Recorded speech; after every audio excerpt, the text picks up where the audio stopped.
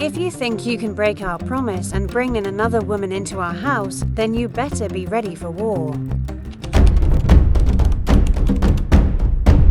In the quiet village of Zaria in northern Nigeria, life moved at a steady, predictable pace. The air was filled with the fragrance of fresh okra soup, the rhythmic sounds of pounding yam, and the echoing calls to prayer from the local mosque. Among the villagers was a couple, Amina and Musa, whose love story was the talk of the town. They had married on the firm agreement that Musa would remain devoted solely to Amina. Amina and Musa's marriage was blessed with 3 beautiful children. Their home was filled with laughter and love until one day, Musa decided to take a different path. He expressed his desire to marry a second wife, shattering Amina's world. The news led to intense quarrels between the couple, but despite the back-and-forth arguments and interventions from family members, Musa proceeded with his decision. He married Fatima, a calm and gentle woman who, despite the turmoil around her, remained serene. The tension in the household was palpable. Amina, feeling betrayed and threatened, often clashed with Musa and Fatima. One fateful day, Amina, in a fit of anger, threatened to deal with Fatima. Fatima's world took a turn when she gave birth to her first child, who was born deaf and dumb. The village buzzed with gossip and speculation. Despite her gentle nature, Fatima was overwhelmed with sadness. The birth of her second child brought no relief, as the child also shared the same disabilities. With each subsequent birth, the pattern continued. By the time she had her fourth child, all with the same disabilities, the villagers' whispers had grown louder, turning into outright mockery. Amina, who once felt betrayed, now found a twisted sense of validation in the villagers' cruelty. She too joined in the mockery, fueling the fire of gossip and scorn. Fatima's heartache grew with each passing day as she watched her children struggle with their disabilities. Desperate for a cure, she embarked on a relentless quest for answers. She visited local healers, herbalists, and traditional medicine practitioners, clinging to the hope that someone, somewhere, could help her children. Her journey took her to distant villages, where she was introduced to renowned healers and herbalists known for their miraculous cures. Each trip, often made on foot or by borrowing transportation from kind neighbors, ended in disappointment. Fatima's hope was a fragile flame, flickering with each failed attempt but never fully extinguishing. Friends and acquaintances, moved by her plight, recommended various specialists and clinics. They offered to introduce her to doctors who claimed to have the expertise to treat her children. Fatima, despite her limited resources, seized every opportunity. She sold her jewelry, borrowed money, and even took on extra work to fund the treatments. Yet, each visit to a specialist, each new remedy, ended in the same heartbreaking result. The doctors shook their heads sympathetically, the healers offered reassurances but no solutions, and Fatima's savings dwindled. Her once modest but comfortable life became a struggle for survival. She spent sleepless nights worrying about how she would provide for her children's basic needs, let alone find a cure. Fatima's journey took her to the bustling city of Kano, where she had heard of a famous clinic renowned for treating various ailments. The city, with its noisy streets and bustling markets, was a stark contrast to the serene village of Zaria. The clinic, a beacon of hope, was her last resort. She endured long waits, filled out countless forms, and spent hours in crowded waiting rooms, only to be met with the same disheartening news. As her funds depleted, Fatima found herself penniless and exhausted. The strain of her fruitless quest took a toll on her health and spirit. She returned to Zaria, her heart heavy with despair. At the bus park where she was to catch a vehicle back to her village, she encountered a beggar. The beggar, a frail old woman with eyes full of sorrow, asked Fatima for money. Fatima hesitated, but then, out of the little she had left, she reluctantly gave the woman some money. As Fatima turned to leave, the beggar called out to her, "Go and check the back of your husband's house. You will see a stone there. Remove the stone and dig the place. You will find a skeleton whose ears and neck are tied. Pray on it, then urinate on it and burn it." Fatima was puzzled and skeptical, but the beggar's words lingered in her mind. Upon returning to her village, she found it difficult to act on the beggar's instructions immediately, as Amina was always around.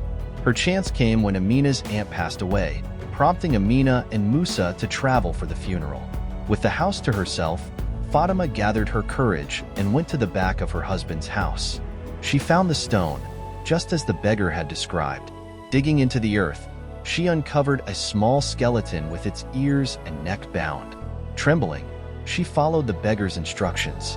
She prayed, then urinated on the skeleton and burned it. Soon after, Amina and Musa returned from the burial in good health. However, the moment they stepped into the house, both fell seriously ill. Their health rapidly declined, and no remedies seemed to help. Despite numerous visits to hospitals and healers, doctors and nurses found nothing wrong with them. Eventually, a powerful imam was brought in to see the couple. The imam sensed something amiss and asked Amina and Musa to confess. Weakened by their illness and the imam's probing questions, they began to confess their long-hidden secret. After they got married, they encountered severe financial difficulties. Desperate for a solution, they consulted a herbalist who promised them wealth but at a terrible cost. The herbalist told them their 3 children would have to be deaf and dumb in exchange for riches. Amina and Musa were horrified and refused. The herbalist then proposed an alternative.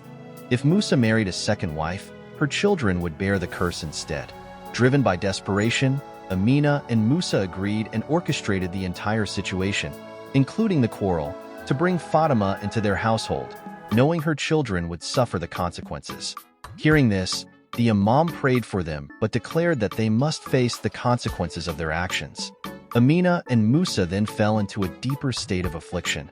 They became deaf and dumb, mirroring the curse they had placed on Fatima's children. This condition persisted for as many years as Fatima's children had been deaf and dumb.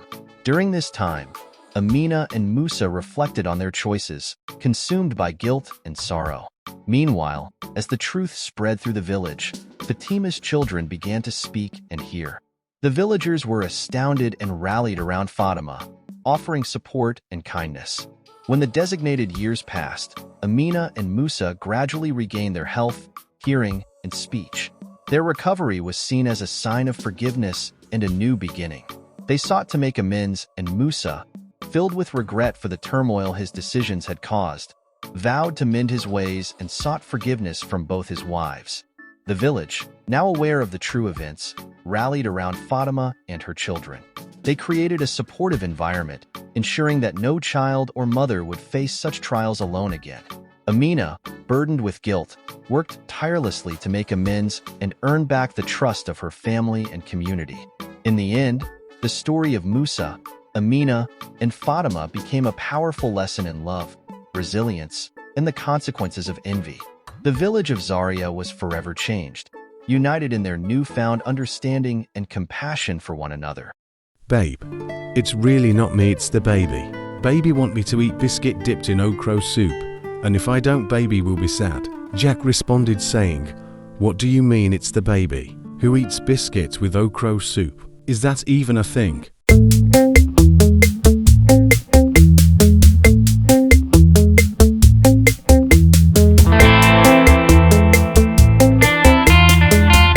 Meet Jack and Emma, 2 dog lovers whose paths crossed in the most unexpected way.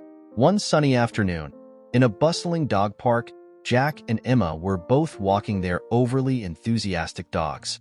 The dogs got tangled up, causing Jack and Emma to bump into each other and fall. As they untangled the leashes, they shared a laugh, realizing how absurd the situation was. "Well," Jack said, "it looks like our dogs had a plan to bring us together." "Seems like it," Emma replied with a smile. "I'm Emma, by the way." "Nice to meet you, Emma. I'm Jack." Their conversation flowed naturally, and they decided to meet again. Jack and Emma started. In the verdant valley of Ander, giants and humans once lived together in a delicate balance. The giants, towering at twice the height of the tallest man, possessed immense strength but were gentle by nature. They harvested the colossal fruits that grew on the highest branches and shared them with the humans. In turn, humans cultivated the land and provided the giants with the finest grains and vegetables. Together, they built a civilization that prospered for centuries. The harmony was maintained by an ancient pact, sealed by a mystical artifact known as the Heartstone. This luminous gem, embedded in a towering oak at the heart of the valley, symbolized the unity between giants and humans. As long as the Heartstone glowed, peace reigned. But peace is a fragile thing, easily shattered. One fateful night, a terrible storm ravaged the valley. Lightning split the sky and struck the ancient oak, cleaving it in two and sending the Heartstone tumbling into the river. As the gem disappeared beneath the churning waters, its glow faded, and with it, the bond that held the two races together. However, the storm was no natural occurrence. In the shadows, Like, subscribe, share and turn on notification for more stories.